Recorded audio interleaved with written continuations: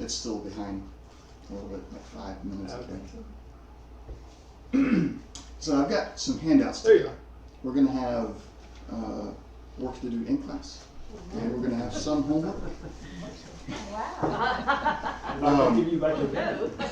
There will be 2 sheets of paper. One is a front and back, and then the second one will have just this part. So make sure you get one of each. I gave them a stack if you start that stuff with these.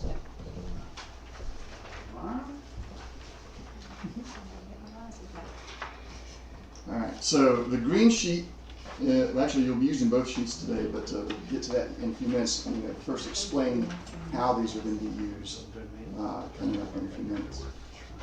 As soon as everybody's got them. Is this Rex or is this? Hmm? Is it Rex or? No, it's you'll see. I got pictures of the clones. Oh, nice. You told me about this. All right. Has everybody got one? All right. So to get started, we'll just review what we went over last week. I came to the conclusion, at least I don't know if you did. We're going to get rid of the putting the my in front of stuff. We're not going to go with my team, my politician, my candidate, or any of that stuff. It's just the policies now. And we don't care about the political parties, because that is, as we saw in a lot of the research and everything, that kind of thing just starts to deteriorate the union that we have, even in beyond politics, anything that has teams. If you take it too far, you've taken it too far. For this week, the goals is to analyze policies in a better way. And the worksheets we have is about ranking the candidates. So the outline for this lesson, the first thing we're going to look at is going to learn how to use the sheet that I've created here, use that to score the candidates. We're going to be introduced to 2 different candidates today, Clone 1 and Clone 2, as your sheets already say. We're going to take a look at their policies. We're going to take a look at their policy action plans, and then we're going to rank them. So the candidate character sheet. So has anybody ever played or heard of Dungeons and Dragons or some other RPG? That's okay, RPG. All right. I've taken the concept of your character that you create for this game, and I've created a character sheet for the candidates based off of that same idea. Now I've changed it quite a bit because there's a lot more complex things in these character sheets, strength, dexterity, charisma, and all that. And I thought about trying to implement that. I was like, I couldn't fit enough of it in there, so I went real basic with this. So what you have is, on the top part of the sheet, you have of course, the name of the candidate, and then many areas to put in their previous service, if they've been in the previous office before. Of course, the very first one is their current office, how long they've served there. And then at the very bottom, you have the office that they're running for, and that's just in the top part right there. So you have current office, years of service, and score. And the previous office, years of service, and score. And the score is basically just, on these parts, it's 1 to whatever. If they've done a really good job, you like how they've done, you're happy with the results that they've come up with, you give them a higher score. If you don't like what they've done, give them a lower score. There are no negative scores, so it's just 0 to whatever. So if they didn't do good, just give them a 0, and it's fine. And the years of service and, of course, the office name, that's just there as extra information if that's something that you ever feel like you need on those. You got a box over there for description.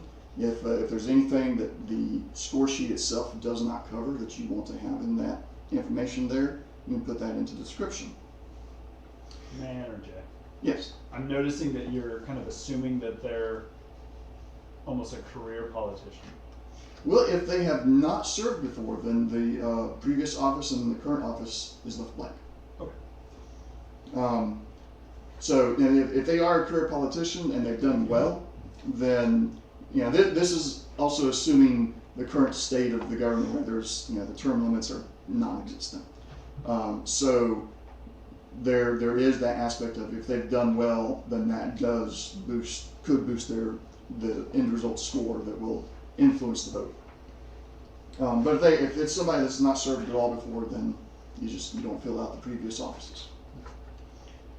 Now the bottom part one for the office running for, now in this case I've chosen that Clone 1 and Clone 2 are going to be running for the office of governor of South Carolina, which has a term limit of 2 consecutive terms. I don't remember the exact years, but they can serve 2 terms, and then they can wait out a term and then go back and serve another 2 terms.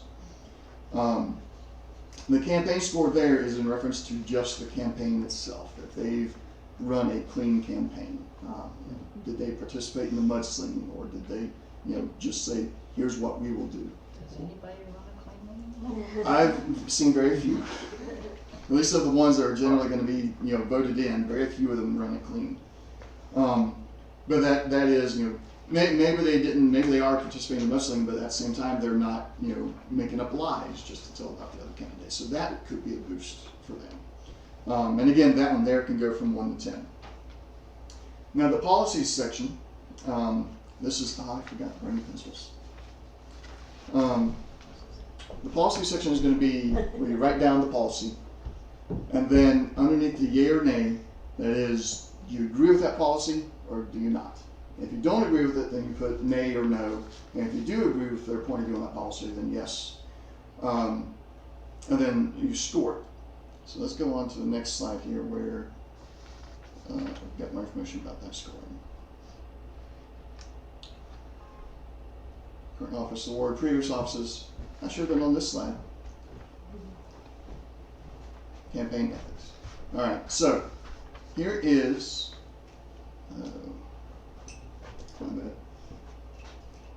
This is the problem with running 2 different systems. I forget which one I'm clicking on. All right. So each policy is worth 1 point if their policy aligns with your own views. So underneath that first policy there, if it's a policy and their viewpoint on that policy, you agree with that viewpoint, then they'll get 1 point underneath score right there. But don't write that in until you also take a look at each policy gets an extra point if that policy is an extremely important policy to you. So if it's one, this is no secret, I believe in gun rights.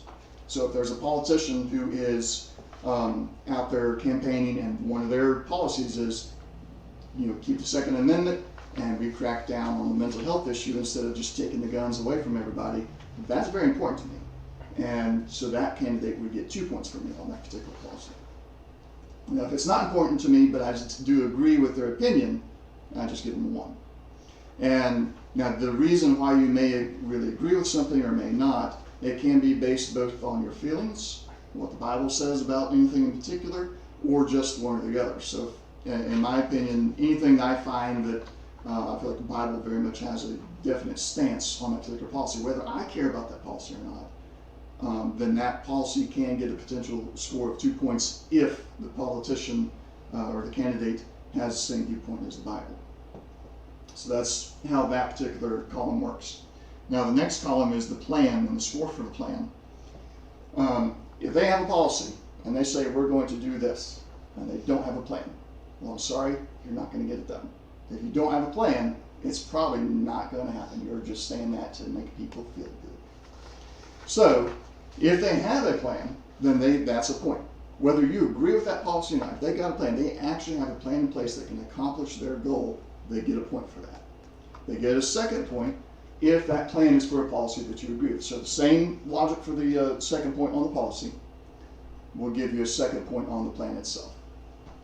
Any questions so far? I know I'm going a little bit fast. All right.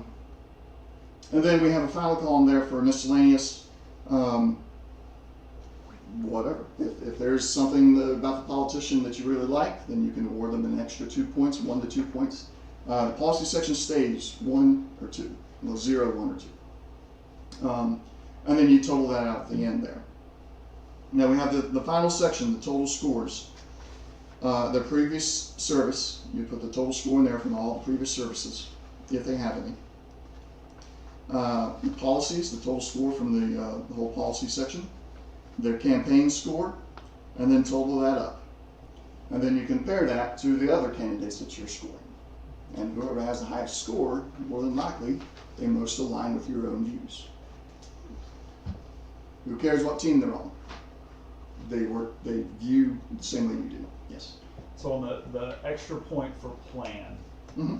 so if they have a plan, that's 1 point. Yes. Is it then if you agree with the is that just if you think it's an important issue, or if it may be an important issue, they have a plan, but you think the plan is terrible, so they get 1 point. But if you really like the plan, then maybe it's 2 points. Yes, Okay. you can do it that way. Now, if it's one where you don't really have, like there's some things I have no idea what kind of, economics, that's good. I have no idea really what would be a good plan or a bad plan. But it's really important that economics be addressed. So if somebody's got a policy that I agree with, and I've given them 2 points for the policy viewpoint, and they have a plan, because I can't really discern whether it's a good plan or not, I give them 2 points because they have a plan for something I think is important. Now, if it's something that I do understand, like I do understand the gun issue, then if the plan is bad, they only get the 1 point for having the plan because it's a bad plan. If it's a good plan, then they get the 2 points. So it's all based on how much of your own knowledge of the particular the policy or the topic. And if it's one you understand, then you should be able to determine whether or not it's a good plan and award it appropriately. Does it have to be a current candidate, or can it be one from the past? What we're doing here, I've got some fake candidates I'm going to bring up and some policy for them. But I will also make this particular sheet available to anybody that wants it, and you can use it for all current and forward plans. If you want to score previous candidates as well, you can. There's no problem with that. This is just, hopefully it's a tool that everybody will like well enough, and you can use it going forward. This is to show us that we consider the person and not the party. Yes. So as you can see on here, there is no reference anywhere to the party. Because in the end, the party lines have not really made a difference in things. So this is just looking at the candidate and the candidate's policies and scoring it based on that. Any other questions? All right. So it's time to meet the candidates. This will go forward. There we go. We have clone 1, and we have clone 2. These gentlemen, I cloned myself about 6 years ago, give or take, and they both, have military experience. They got college education, they got their degree and everything, and they're both boneheads just like I am. So they're on pretty even ground. One's more technological, one's like I'm just a cool dude, do what I want. But starting out, they're on even ground. They have no party. They are just who they are. Now, their policies. They both are going after the same policies, and in some cases going after the same end goal. They both want to get rid of texting and driving. That's been an issue for a while. We've seen a lot of deaths come of people texting. They get distracted, and they get in a car wreck. Sometimes the person texting lives, but everybody in the car that they hit dies. So that's a problem. They're both looking at potentially doing some government-run businesses in order to stop relying on the taxpayer money so much. So if you really want to do this whole government-funded thing and not taxpayer-funded, then the government needs to have a source of revenue that's not taxes. They both want to lower the cost of college, and they both want to have, one wants to stop foreign aid, the other wants to begin to limit it.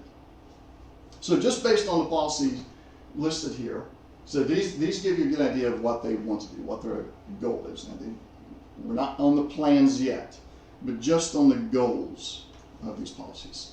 Let's go ahead and score the policy, whether or not you like the policy, and then award either 1 or 2 points based on if you like the what they're wanting to do with that policy. Oh, and they don't have any prior service, so we'll be ignoring the top section.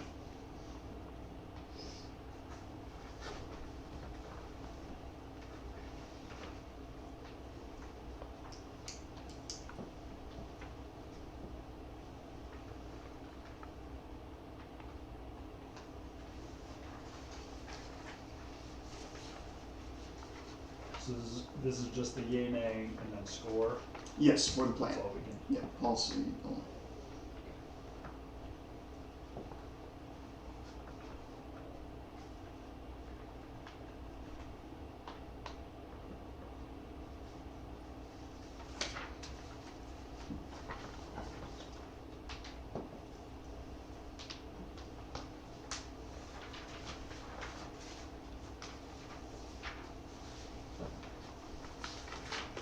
And I'll have these policies listed in the same order, so if you don't want to write out the policy name, you don't have to worry about that. I'll keep them in the same order. Now, we treat each one separately?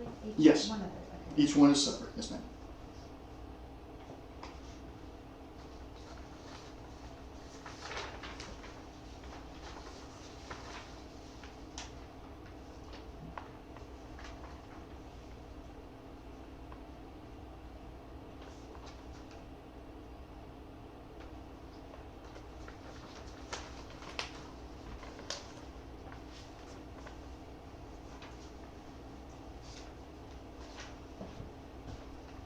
All right, everybody about ready?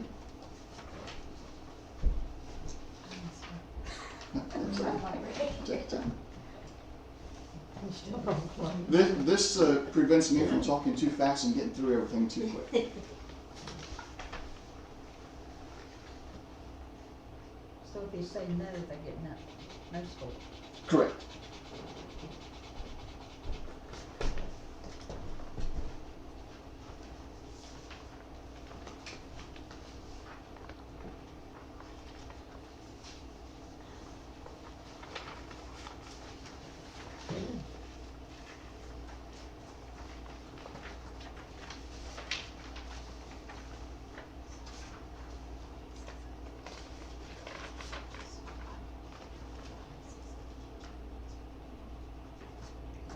So I'm going to go and talk about these a little bit here, and just the potential options you have.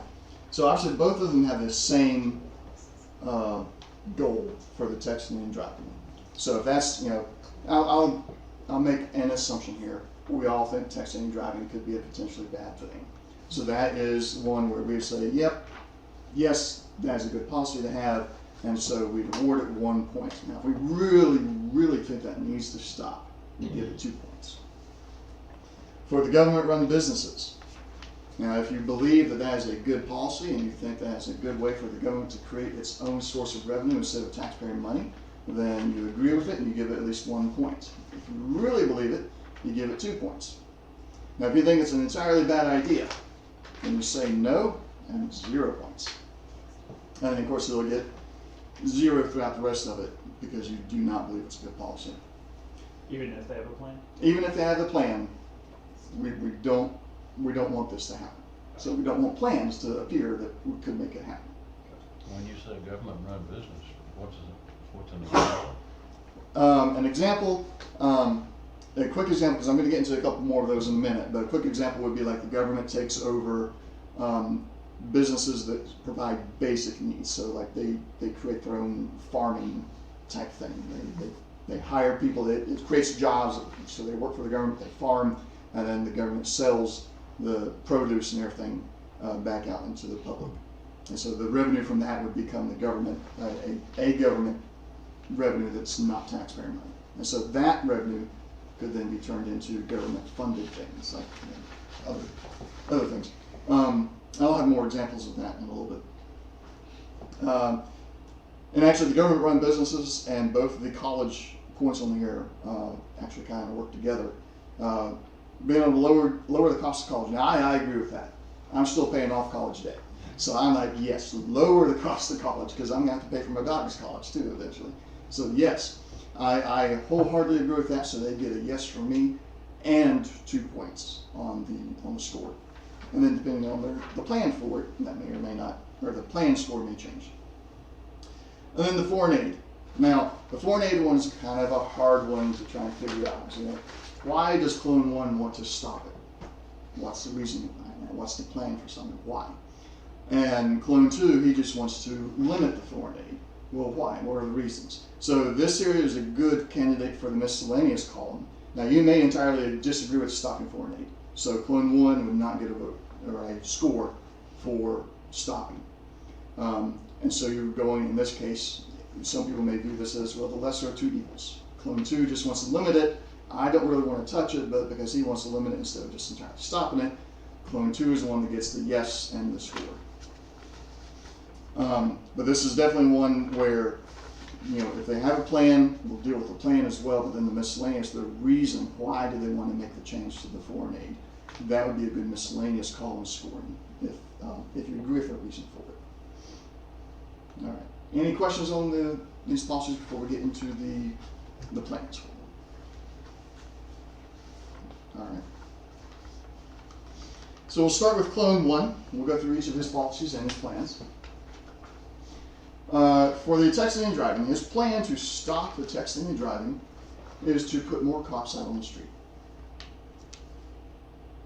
And the idea behind that is more cops, more eyes on the cars. You can see somebody's on the phone. You can see that they're not looking at the road.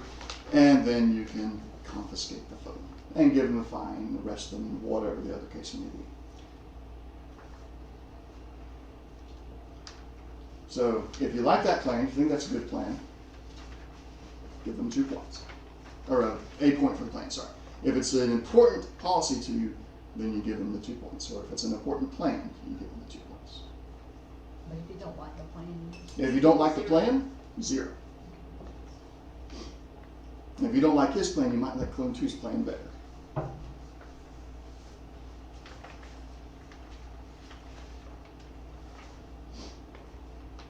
Now, would you like to discuss Clone 1's reason for doing it this way? Or, not necessarily his reason for doing it, but what some of the pitfalls of doing it this way? Because it's good to know what their plan is and what the pitfalls might be.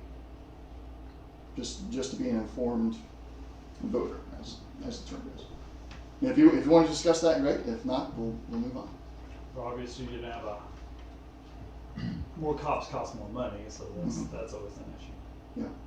And then how that confiscating phones when we're fairly dependent on phones sometimes, and so like, what is that going to mean? And Right. need some fleshing out certainly. Could you not achieve some of the, well, it's supposed to have more cops, more cameras? More cameras? Mm-hmm. That's actually part of Clone 2's plan. So I've made these two kind of like to be the balance of each other. My biggest thing with this one here, even though I'm the one that came up with this idea, my biggest thing is humans are fallible. Right. The cop may see what he thinks is a phone, pull you over, take your phone away, you get a fine, you get a ticket, and everything else, and they're going to side with the cop in the courts. And it wasn't a phone. So that's my biggest pitfall in here. Candy bar. Yeah, it's candy bar. And it's the same thing with the seatbelt thing became a big deal a while back, where the cops they'd just be looking and decide, well, he wasn't wearing a seatbelt, pull him over, and oh, he was. Well, we're still going to give you a ticket anyway. So that's, this plan, that I'd say one of its biggest faults is it relies too much on the human sight, which is incredibly fallible. So the government-run businesses. They already have that. Huh? Prison labor, they already have that. They do, but the money they're getting from the prison labor is not going into government-funded anything, except for politicians' pockets and lobbyists' pockets and everything else. So his plan is to take any money that's made off of the prison labor and put it directly back into the city or the state that prison is in.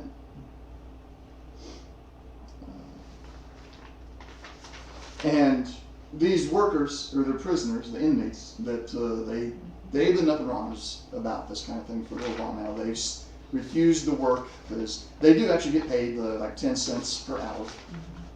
And so it was like, hey, this is a new form. This is modern day slave labor. Clone 1's opinion of that is, no, it's not. You broke the law. Exactly. You're going to prison, and working in the prison is part of your punishment. And it also, some of the jobs that they have, they actually can learn new skills. There's a prison in Kentucky they make machine parts. Now that particular job pays more than other jobs throughout the rest of the prison, So when they get into that, they learn quite a bit about machining, and so they learn some new skills, and they're getting paid to go to the commissary in the prison and everything else. But that is they're learning, and they're paying for the crime that they committed. Well, in South Carolina, the prisoners make furniture that they put in state government offices. Mm-hmm. Because in my office, we had furniture that was made by the prisoners. Yep. And I guess that's a means of cutting costs. Yes, it definitely is. And that's that's one of those where Clone One would have a it would probably have a hard time really convincing anybody of this particular one, because there are a lot of places where we have the furniture being made is being used, and so it does cut that cost. But there seems to be, because not every prisoner in those prisons are making furniture. Yeah. There's quite a few others that are doing other things that they're just they don't really need that being done. You can teach them how to pave roads. Yeah. There's been a lot of talk about bringing back the chain gangs. Now the prisoners out there, they're chained up and they get work done. And there's a lot of stuff that could be accomplished with that. But the question is, does it really constitute, like some inmates have been saying, it is modern day slavery? So, with all that in mind, for that particular one, now he's not done. He's got other ideas for government-run businesses. So the basic needs, like we were discussing earlier, the government runs farms. This can be from growing vegetables all the way up to cattle, and let the government run businesses that take care of the nation's basic needs. So that's food, water, that kind of thing. And instead of it being privatized, let the government run it, and when they sell it out, of course there has to be some kind of regulations on what they're allowed to charge for it. But that revenue becomes something the government can then spend on government-funded ventures for the public. So, next policy is the college, reducing the cost. So the first thing here is the government is going to regulate college prices. Each college is going to be told, you cannot charge any more than this. And there is, I have a link here.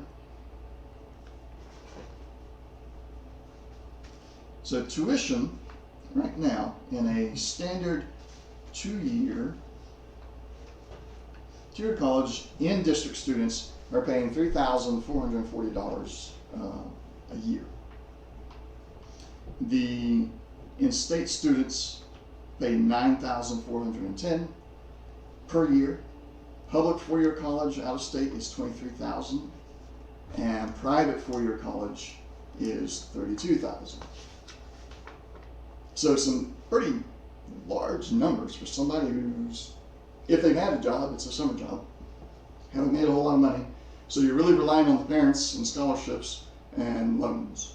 And while there are lots of scholarships out there, there are also lots of students out there. So there's a vast majority of students that go into college that are ended up relying on those loans, or they can't afford it, because the loans also do look at your credit history before they loan you the money, which is kind of weird to look at the credit history of a college student who hasn't had a real job yet, probably hasn't had any credit cards yet, and yet they do that anyway. So a lot of your loans that students get, while they are the ones that end up having to pay that loan off, their parents were co-signers in order to get them that loan. So you've got two people wrapped up in that. So,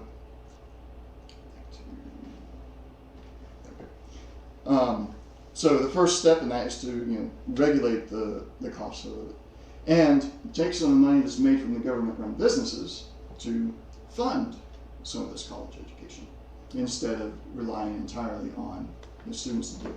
And these are not loans; here's the money, and that's it. There's no paying it back or anything. For the grant. The grant, yes. And I know there are grants out there, but there's again there's only so many grants, and there's this many students. And this is just college cost is a huge political deal right now. So these are his opinion on how to fix that. And another plan for that is a higher corporation taxes, and this is something some of the current politicians have had plans for is to raise taxes on corporations and take that money and funnel it into the college fund and try and reduce the college costs that way. And the final is the foreign aid. Now there is no plan here because this is just a stop. Now, his reason for it is we're not taking care of home. And we're spending, as of fiscal year 2017, foreign aid between the U.S. State Department and USAID totaled $50.1 billion.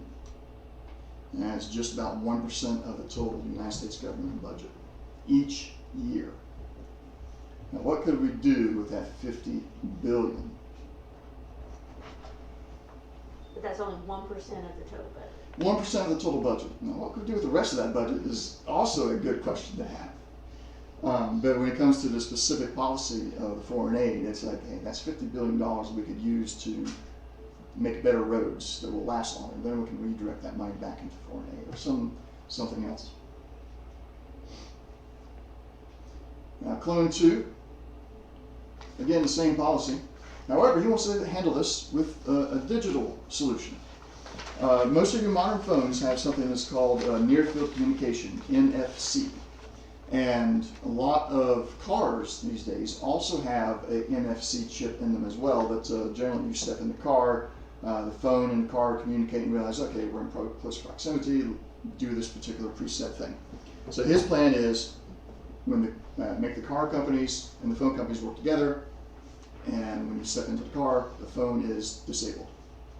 You only make phone calls with it, and only emergency phone calls. So there's no more texting, and no more talking on the phone while you're driving. No paying salaries, no paying benefits either. Correct. Or, So this puts it on the car companies and phone companies' hands. I seen on the news, there's cars that drive themselves.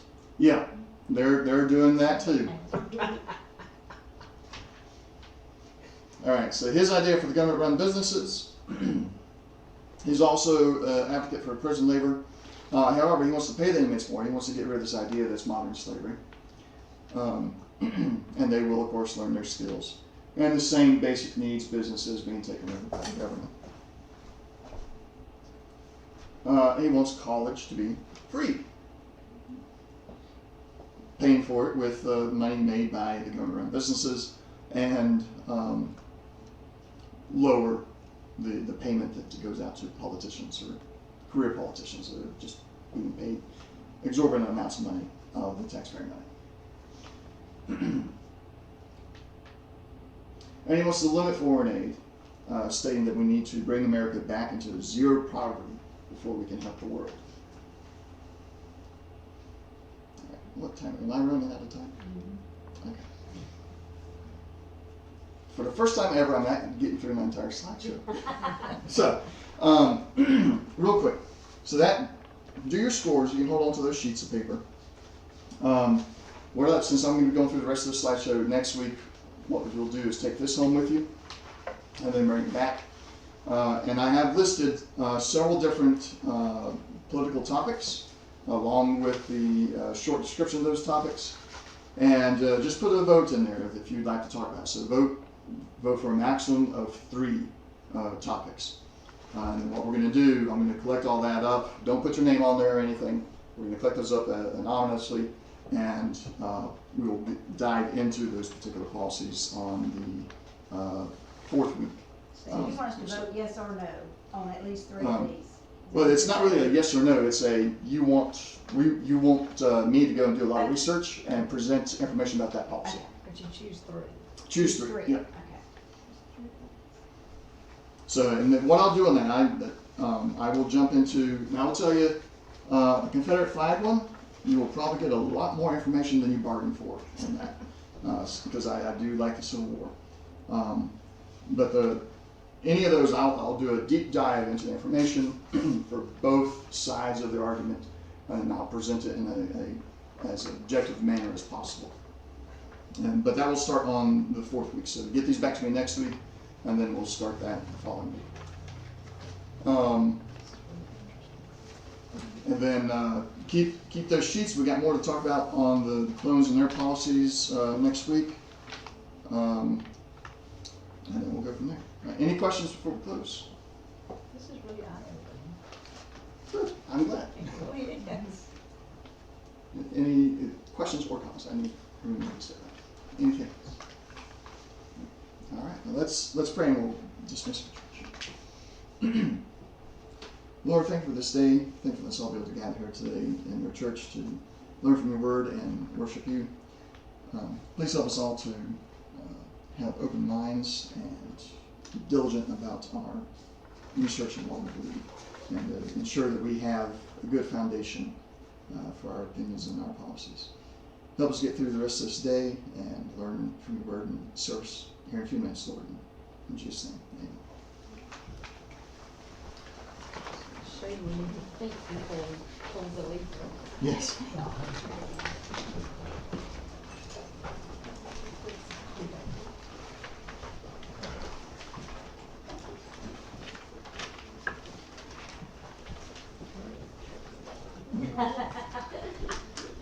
Hey, good morning, good morning. Good job, good job. Thank you.